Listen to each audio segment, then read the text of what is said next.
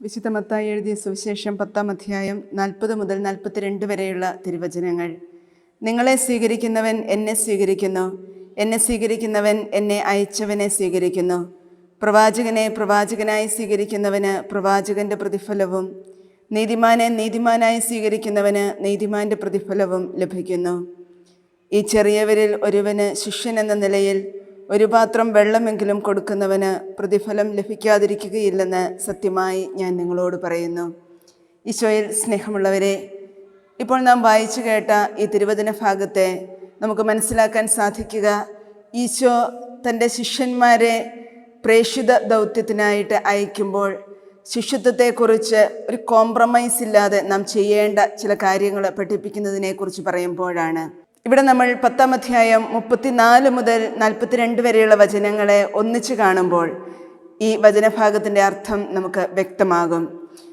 10-ാം അധ്യായം 34 മുതൽ പറയുന്ന വചനങ്ങളിൽ ക്രിസ്തു ശിഷ്യത്വത്തെക്കുറിച്ചാണ് ഈശോ പറയുക. 4 കാര്യങ്ങൾ പറയുന്നുണ്ട്. അവിടെ പറയുക 10-ാം അധ്യായം 35 മുതൽ 37 വരെയുള്ള വചനങ്ങളിൽ നിന്റെ കുടുംബ ബന്ധങ്ങളെ നീ ഉപേക്ഷിക്കുക.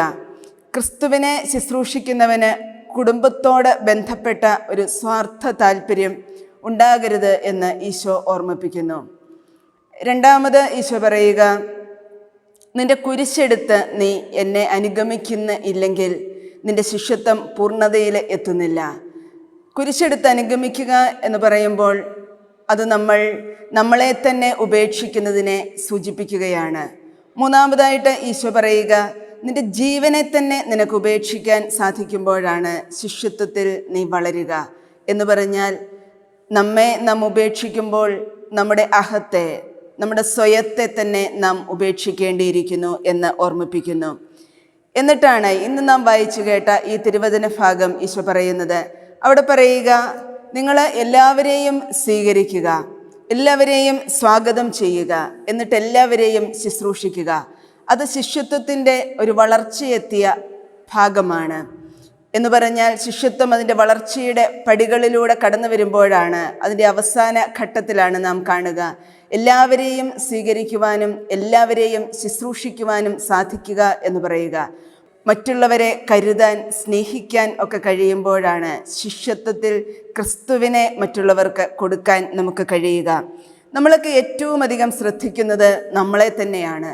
നാം ഏറ്റവും അധികം കരുതുന്നതും നമ്മളെ തന്നെയാണ്. അതുകൊണ്ടാണ് സ്വന്തം ബന്ധങ്ങളെയും നിനക്ക് ഉള്ളതിനെയും നിന്നെ തന്നെയും ഒക്കെ ഉപേക്ഷിക്കുക എന്ന് ഈശോ ഓർമ്മിപ്പിക്കുക.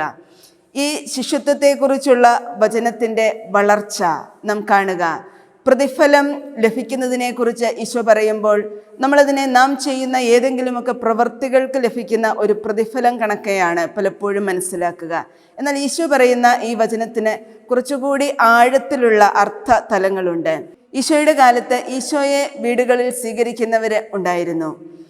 എന്നാൽ ഈശോയുടെ ശിഷ്യന്മാരെ സ്വീകരിക്കുമ്പോൾ ഈശോയെ തന്നെയാണ് സ്വീകരിക്കുക എന്ന് ഈശോ പറയുന്നു. അപ്പോൾ ഈശോയെ സ്വീകരിക്കുമ്പോൾ ഈശോയെ അയച്ച പിതാവിനെ തന്നെയാണ് സ്വീകരിക്കുക എന്ന് പറയുന്നു. അങ്ങനെ വരുമ്പോൾ വിളിയുടെ ഉറവിടമായ ദൈവത്തെ തന്നെയാണ് ഓരോ മനുഷ്യനെയും സ്വീകരിക്കുമ്പോൾ നാം നമ്മുടെ ജീവിതത്തിൽ സ്വീകരിക്കുക. അവിടെയാണ് പറയുക, പ്രവാചകനെ പ്രവാചകനായി സ്വീകരിക്കുക, നീതിമാനെ നീതിമാനായി സ്വീകരിക്കുക എന്നൊക്കെ. എന്നിട്ട് പറയുന്നു, ഏറ്റവും ചെറിയവന് ഒരു പാത്രം വെള്ളം കൊടുത്താൽ അതിനുപോലും പ്രതിഫലം ലഭിക്കുന്നു എന്ന്. ക്രിസ്തുവിൻ്റെ പ്രതിനിധികളെ ഒരിക്കലും നമ്മൾ അപമാനിക്കാൻ നമ്മുടെ ജീവിതത്തിൽ ഇടയാകരുത്. ഈശോ പറയുകയാണ്, ഈശോയെ സ്വീകരിക്കുന്നവൻ പിതാവിനെ സ്വീകരിക്കുന്നു, ശിഷ്യന്മാരെ സ്വീകരിക്കുന്നവൻ ഈശോയെ സ്വീകരിക്കുന്നു, പ്രവാചകനെ പ്രവാചകനായി സ്വീകരിക്കുക, നീതിമാനെ നീതിമാനായി സ്വീകരിക്കുക. നിന്റെ തലങ്ങളിൽ ചെറിയവനെന്ന് നീ കരുതുന്നവനെ പോലും നീ ചെറിയ ഒരു സഹായത്തോടെ, ചെറിയ ഒരു കരുതലോടെ സ്വീകരിക്കുമ്പോൾ അതിനും സ്വർഗത്തിൽ വലിയ പ്രതിഫലമാണ് നമുക്ക് ലഭിക്കുക. നമ്മൾ ചെയ്യുന്ന ഒരു നന്മ പോലും ദൈവം ശ്രദ്ധിക്കാതെ പോകുന്നില്ല.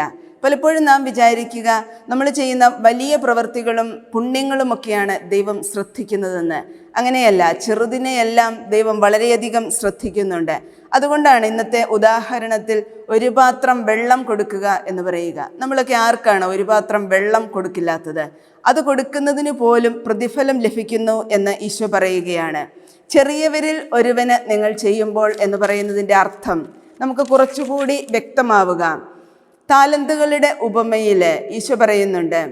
താലന്തുകൾ ഉപയോഗിക്കുന്നതിനെ കുറിച്ച് പറയുമ്പോൾ 25-ാം അധ്യായം 23-ാമത്തെ വചനത്തിൽ പറയുന്നു, അല്പ കാര്യങ്ങളിൽ വിശ്വസ്തനായവന് അതിനനുസരിച്ചുള്ള പ്രതിഫലമല്ല ലഭിക്കുക, മറിച്ച് പറയുക അവനെ അനേക കാര്യങ്ങൾ ഭരമേൽപ്പിക്കും, യജമാനൻ്റെ സന്തോഷത്തിലേക്ക് അവൻ പ്രവേശിക്കും.